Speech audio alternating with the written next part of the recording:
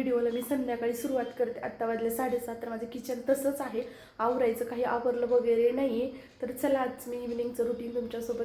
आजकाल ना माझा पित्ताचा त्रास एवढा वाढला आहे की बास, म्हणजे एक दिवस झाले की दुसऱ्या दिवशी जे आहे ते मी आजारी पडायला लागले.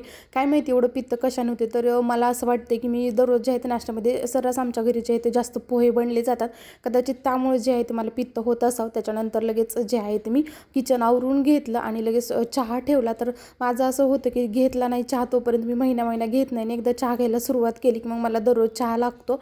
आणि हे मिशोचं पार्सल माझं खूप दिवस झालं आलेलं होतं, आणि त्यांना मी सांगत होते की मला 2 जे आहेत असे खिळे मारून द्या, पण त्यांचं म्हणणं होतं की लोकांच्या घरामध्ये खिळे मारायला नको. शेवटी हे माझ्याकडे स्टिकर होते, तेच अडकवले आणि त्याच्यावरती जे आहे ते धूपदाणी लावून घेतली. तोपर्यंत माझं चहा पण झालेला होता. ऋतू आता क्लिनिकला त्यांच्यासोबत गेलेला होता, त्यामुळे मी घरी एकटीच होते. चहा घेतला आणि ह्यांना आज खायची होती पुरी भाजी. म्हटलं चला छान अशी संध्याकाळी पुरी भाजी बनवून देऊयात ह्यांना. पहिले तर बटाटे उकडून घेतले आणि लगेच भाजी बनवायला घेतली. तेल घेतले, तेलामध्ये जिरे मोहरी ची फोडणी टाकली, कढीपत्ता टाकला आणि कांदा जो आहे तो थोडासा लालसर होईपर्यंत परतून घेतला. त्याच्यामध्ये लगेच टोमॅटो टाकले आणि त्याच्यानंतर लाल मिरचीची पण जी आहे ते भाजी बनतात, पण आमच्या घरी जे आहे ते आपलं जे काळं तिखट असतं ना त्याचीच मी भाजी बनवते. चवीला अगदी छान लागते.